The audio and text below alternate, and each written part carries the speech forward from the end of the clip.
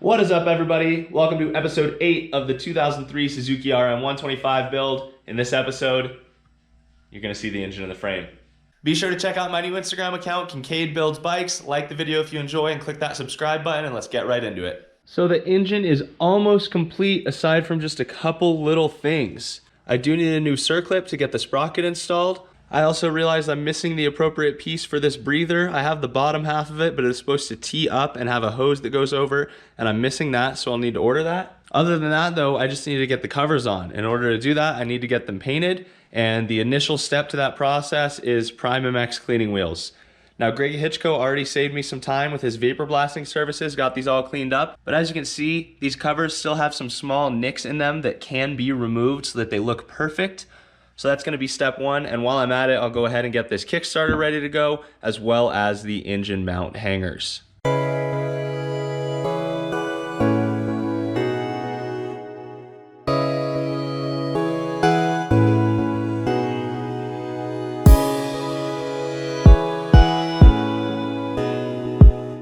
So I got all of the major imperfections buffed out of these with Pryme MX wheels, and now to prepare these for painting, I'm gonna use a Scotch-Brite pad and just scuff them up to make sure the paint bonds to the surface of the aluminum as well as possible.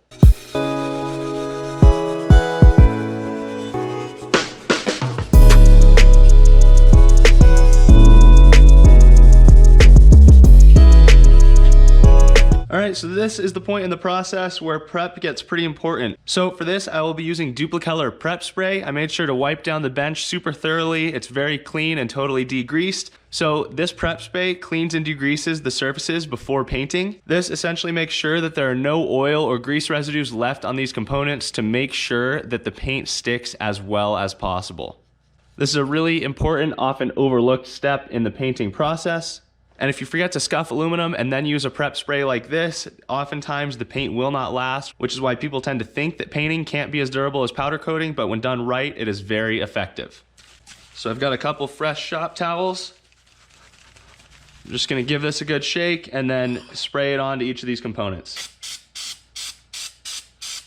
And Dupli-Color suggests wiping these down while they're still wet. I'm wearing clean gloves that don't have any grease or oil on them. I put them on right before starting this process. Make sure to wipe down all of the fine corners and hard to reach places.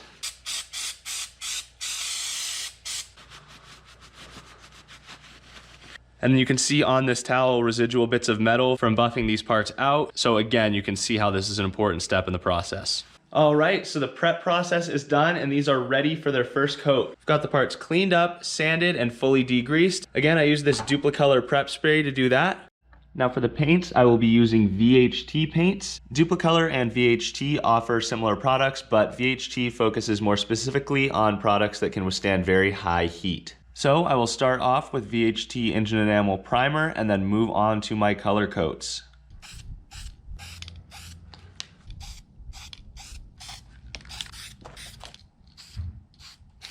So that is going to cover it for the prime coat. I'm going to let these dry for 30 minutes before applying the color coats.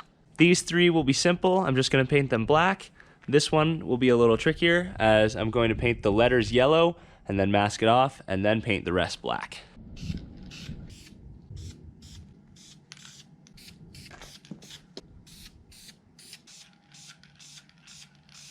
All right, got our coats of black on these three covers and got the yellow started on the ignition cover. I need to let this dry so that I can mask off the letters and paint the rest of this one black, but it's coming along nicely.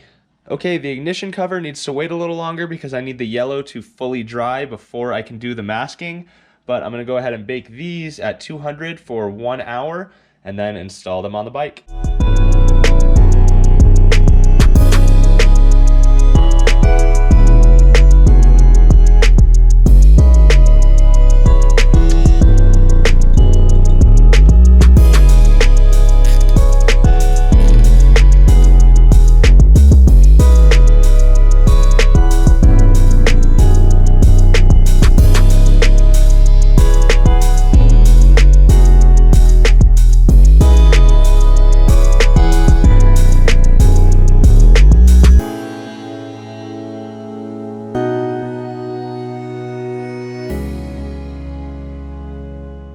These covers are fresh out of the oven and ready to go, looking beautiful.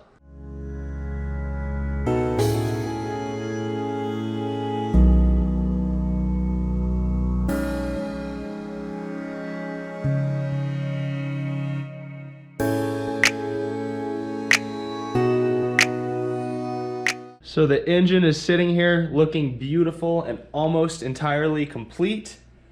And the next step at this point is always a little nerve-wracking, and that is to add oil and of course make sure the engine doesn't leak. As you can see, the case says 750 milliliters, but the manual says that with a complete engine overhaul you should add 800, so that is what I am going to do. And there we have it. The engine is together and filled with oil.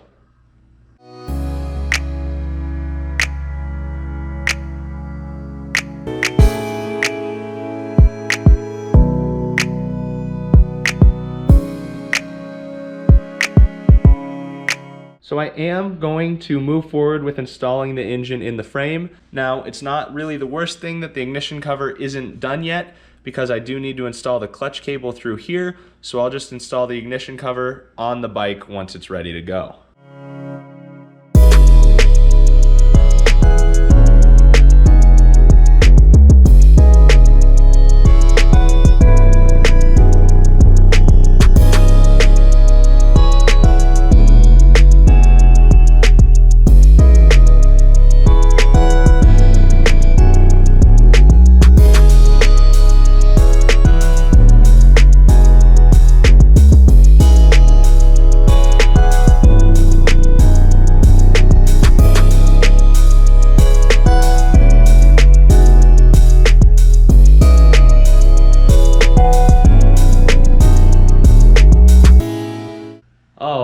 Guys, it has been a long day in the garage, but got my goal for the day completed. The engine is in the frame and looking gorgeous. One thing I'm not super happy with right now, this Kickstarter is very hard to turn out. I'm having a really hard time getting this loosened. Even with an impact screwdriver, I should probably use some heat. So this is something that I'm definitely going to need to rebuild. That said, the engine's filled with oil and we have no leaks whatsoever, so that is great news. One major piece I realized I was missing is the ignition coil. I now remember the guy I bought this from telling me that he was aware that was missing, and I completely forgot, and I went to install all the electronics and realized I need to order one of those. So as soon as I get all of the electronics on and get the throttle cable and carb on, then I can do the radiators and everything else. So it's gonna start coming together quickly. Obviously there's still a lot left to do, but having the engine in the frame is a huge step forward, and it's really great to see this thing where it's at. All right, everybody, today is Tuesday, April 5th. We've got 25 days left to finish the RM, and I just got another shipment from Rocky Mountain ATV. So on the agenda this evening is to get the carb finished and installed. I have new OEM hoses and clips. I got the idle screw, have a brand new throttle cable from Pro X, and again I used a Pro X carburetor rebuild kit that was absolutely awesome. I did order a new OEM spring since I destroyed the original one. Got the $33 spark plug that this bike requires. New circlip, so now I can get the Dirt Tricks sprocket installed. Let's do it.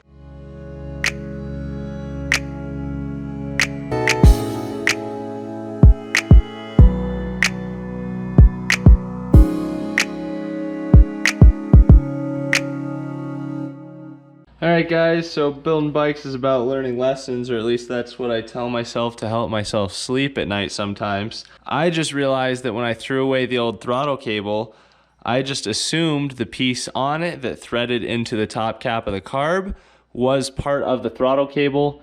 It is not. There's an entire piece missing that this sits inside of, that threads into this, that I definitely threw away with the old throttle cable. So this won't stop me from getting the carb on today, but it will stop me from getting the throttle cable and top part of the carb installed, so that's a bit of a bummer. But as I should have learned by now, whenever I think it's the last order from Rocky Mountain or Motorsport, it is not.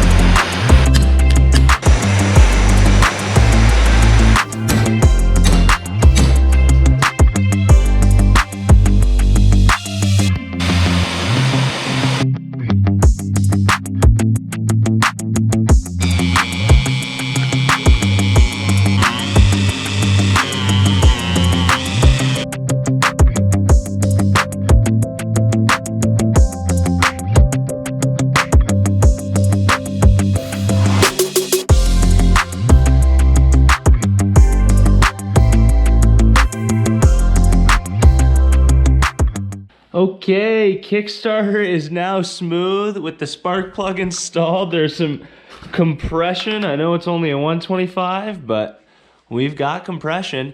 Things are looking good. Happy with the progress for the evening. That's it for April 5th. 25 days go. Today is Wednesday, April 6th, and today is a big day for the RM125. Check out what came in the mail. Got the forks back from MX Tech.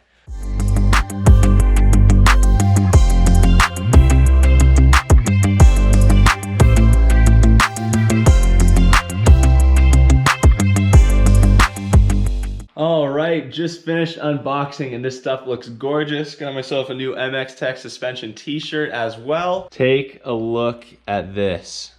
Looking beautiful. Check that out. Blackjack cartridges. These forks are gonna perform so well. I cannot wait to ride this bike. And now check out this absolutely gorgeous National Shock. Wow. How unbelievable is that? MX Tech includes a long Allen so that you can access those adjusters, some stickers.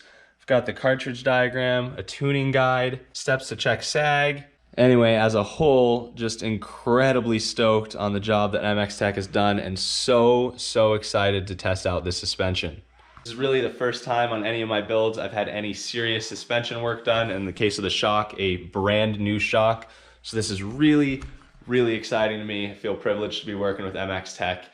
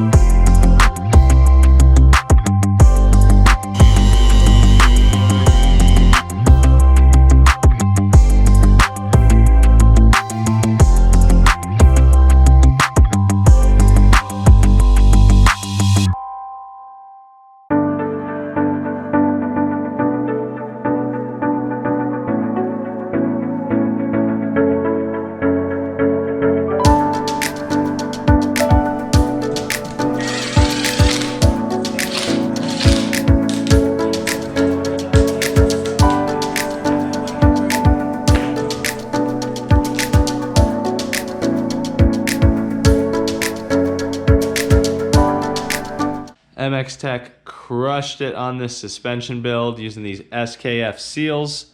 For plastics insulation, we've got another awesome kit from Fastmetric. This comes with every bolt I need to mount all of the plastics on the bike, separated and labeled. Super convenient and super worth it for replacing old grimy bolts or lost ones.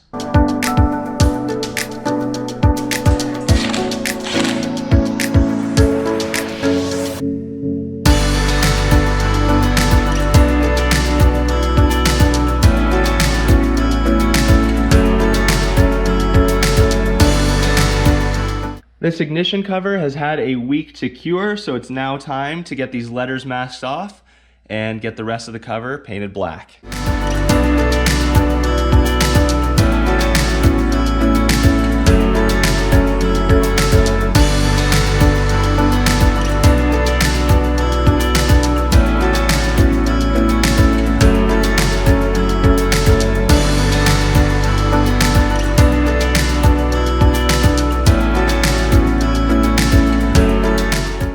So now it's time to get this thing coated black.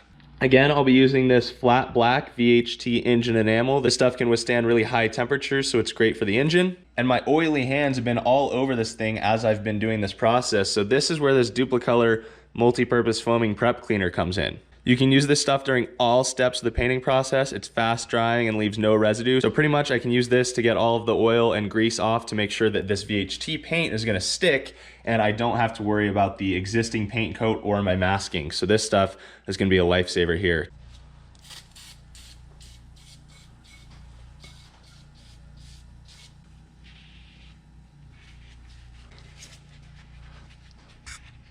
All right, thanks to that Dupli-Color prep spray, we should have a nice, clean, oil-free surface ready for the black coating.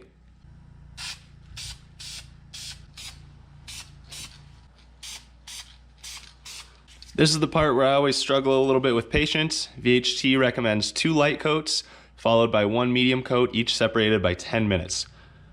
A lot of times on my first coat, I end up spraying a little bit too much, so I made sure to do a really light coat. You can still see some yellow through there, but that's okay.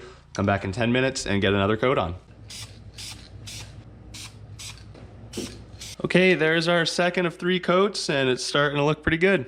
Time for one last coat on this cover. Super important, so remember to shake this can every time. Okay, that should do it for paint application. I'm going to let this dry for about a half hour or so before I try and get the tape off for the masking. I want it to be dry enough that I don't damage any of the paint, but I don't want it to be so dry that the paint has fully bonded to the tape and then it starts to chip.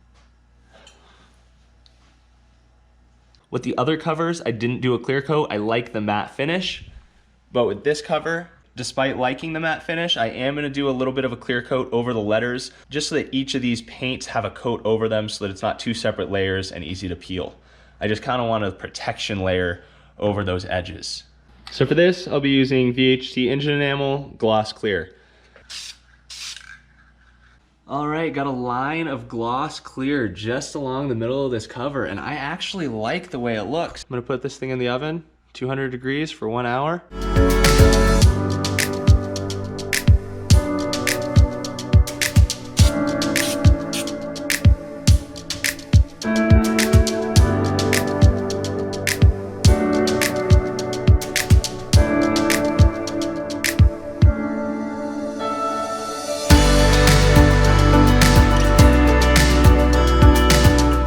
Throttle does work and return, although there's a spot where if the throttle's pushed in, as you can see here, the throttle's got a little bit of wiggle, as it should. If it's pushed in and twisted wide open, it won't return. It hangs up a little bit. I knew there was potential of this being an issue, and I was hoping that the spring would have enough tension for it to not be an issue, but it still is. So that said, this will work for now, just for testing purposes and getting the bike together. But I think I am going to replace this with an OEM throttle assembly. Lesson learned, no more Chinese parts.